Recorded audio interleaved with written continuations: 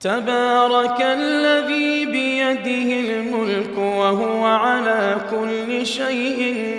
قدير الذي خلق الموت والحياة ليبلوكم أيكم أحسن عملا وهو العزيز الغفور الذي خلق 7 سماوات طباقا ما ترى في خلق